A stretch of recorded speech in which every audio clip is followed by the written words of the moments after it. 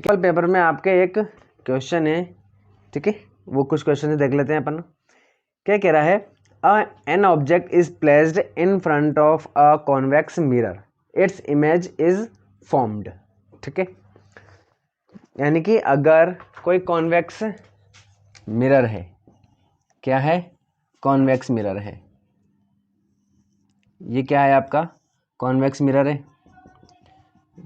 क्या बोल रहा है कि अगर इसके सामने कोई ऑब्जेक्ट रखा है तो इमेज कहाँ बनेगी। तो सिंपल से पता है अपन सबको कि इमेज कहाँ बनती है, बिहाइंड द मिरर। कहाँ बनती है भाई, बिहाइंड द मिरर, हमें पता है अच्छे से। ठीक है, तो इसका जो ऑप्शन डी है, ठीक है, वो इसमें सही हो जाएगा। बाकी सभी में इन फ्रंट बोल रहा है और ठीक है, तो आंसर क्या हो जाएगा, डी, बिहाइंड द मिरर।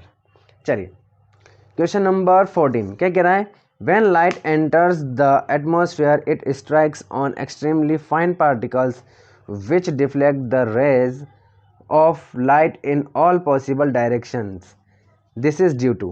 क्या बोल रहा है कि जब लाइट रे हमारे एटमॉस्फेयर में एंटर करती है तो बहुत ही छोटे छोटे पार्टिकल से स्ट्राइक करती है, स्ट्राइक कर करके वो फैल जाती है, तो उसको क्या बोलते हैं।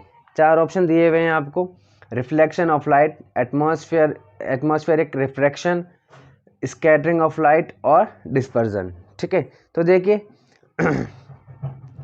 रिफ्लेक्शन तो ये है नहीं, रिफ्रैक्शन भी नहीं है, ठीक है ना, क्या है ये, स्कैटरिंग है।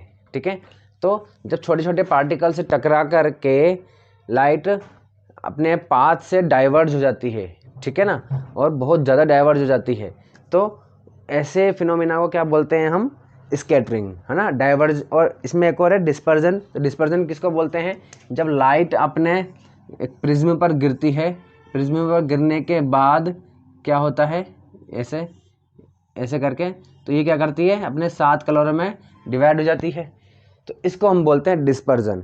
बाकी जब वो एटमॉस्फेयर में छोटे छोटे पार्टिकल से टकरा करके फैल जाती है तो उसको हम बोलते हैं स्कैटरिंग।